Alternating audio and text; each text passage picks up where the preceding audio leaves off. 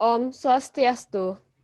Perkenalkan, nama saya Nagung Ayu Gita Loka Surya Permisi. Saya merupakan mahasiswi Undiksa semester 5, yang mana pada kesempatan kali ini saya akan membahas mengenai soal dan juga jawaban atau pembahasan dari akuntansi keuangan lanjutan 1 untuk memenuhi tugas ujian tengah semester saya.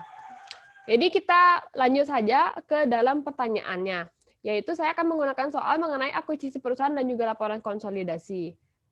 Baik, kita langsung lanjut saja ke pertanyaannya, yaitu PT Gita mengakuisisi 75% dari PT Sejahtera pada tanggal 1 Januari 2020 dengan imbalan uang tunai, yang mana nilai buku dari PT Sejahtera ini mendekati nilai wajar atau kita anggap saja merupakan nilai wajar pada saat tanggal akuisisi. Nah, pada saat tanggal akuisisi, PT Sejahtera melaporkan laporan keuangan pada slide selanjutnya, yaitu seperti pada slide, yang mana kas sebesar 350.000, persediaan 100.000, peralatan bersih 320.000, properti 550.000, tanah 170.000, saham biasa 100.000, dan laba ditahan sebesar 1.050.000. Yang mana angka-angka ini akan kita gunakan di perhitungan ataupun pembahasan selanjutnya.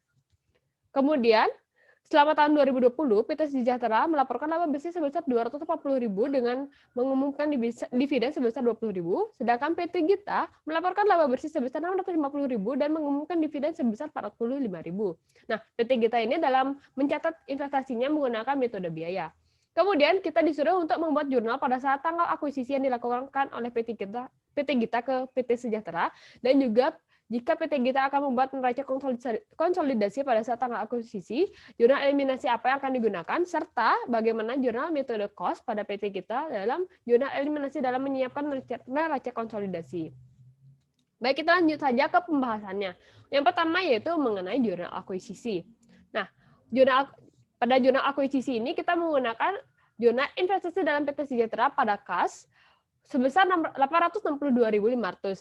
Nah, angka 862.500 ini kita peroleh dari perhitungan saham biasa ditambah laba ditahan milik PT Sejahtera dikali persentase kepemilikan dari PT Gita. Seperti di slide sebelumnya, yaitu saham biasa sebesar 1.050.000 ditambah laba ditahan sebesar 100.000, jadi totalnya itu 1.150.000. Dan kepemilikan atau akuisisi dari PT Gita untuk PT Sejahtera itu sebesar 75%. Jadi 1.150.000 ini dikali 75%, jadi hasilnya itu yaitu 862.500. Kemudian yang kedua yaitu jurnal eliminasi. Nah, jurnal eliminasi ini digunakan agar tidak terjadi transaksi antar induk dan anak perusahaan karena transaksi ini tidak mencerminkan kondisi laba rugi perusahaan yang sebenarnya, sehingga yang tersisa merupakan transaksi dengan pihak ketiga. Jadi, jika di kemudian hari terdapat transaksi antara perusahaan induk ataupun dengan perusahaan anak, jadi kita harus membuat jurnal eliminasi. Nah, pada jurnal eliminasi ini yang pertama yaitu pada saat yaitu dengan saham biasa sebesar 100.000, laba ditahan sebesar 1.050.000, kemudian dikredit investasi dalam PT Sejahtera sebesar 862.500, dan juga NCI net asset atau hak minoritas pada hasil tetap sebesar 287.500. Nah, saham biasa 100.000 pada sebelumnya juga saya perhitungkan, 1.050.000 juga sebelumnya sudah dijelaskan, dan nilai 862.500 sudah saya jelaskan di slide sebelumnya, dan hak minoritas pada hasil tetap ini 287.500 kita dapat dari sisanya, dari 1.150.000. Hak minoritas ini memiliki persentase kepemilikan sebesar 25%. Nah, jadi dalam perhitungan hak minoritas ini kita tinggal kalikan saja 1.150 kali 25%, atau kita dapat mengurangkan dari 1.150 dikurangi dari kepemilikan 75%, jadinya sisanya yaitu 287.500. Untuk perhitungannya bisa juga dilihat di bawah slide ini. Kemudian yang terakhir yaitu jurnal dari metode biaya. Yang pertama pada saat PT Gita mengumumkan dividen, yaitu jurnalnya merupakan kas pada pendapatan dividen sebesar 33.750.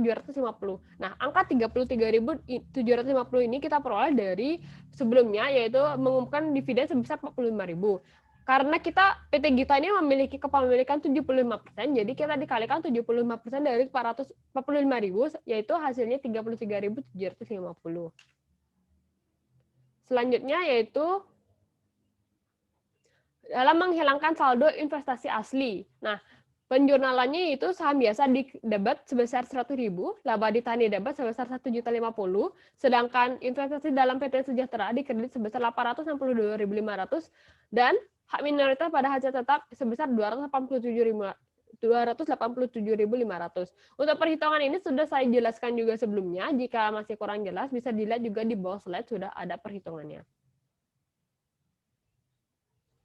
Kemudian, penjurnalan dalam menghilangkan pendapatan dividen dari anak perusahaan. Jurnalnya yaitu kas pada pendapatan dividen sebesar 33.750. Angka 33.750 ini juga saya sudah jelaskan pada saat pengumuman dividen, kenapa bisa dapat 33.750. Atau bisa dilihat juga pada bawah slide untuk perhitungannya. Dan penjurnalan pada saat menetapkan pendapatan untuk hak minoritas, yang mana jurnalnya yaitu di debit yaitu NCI net income atau hak minoritas pada pendapatan sebesar 70.000, dikredit dalam pengumuman dividen sebesar 11.250 dan juga dikredit hak minoritas pada hasil tetap sebesar 58.750.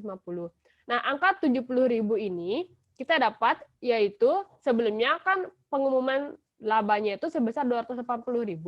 Nah, karena hak minoritas memiliki kepemilikan sebesar 25%, jadi kita kalikan 280.000 itu dikali 25%, maka hasilnya yaitu 70.000.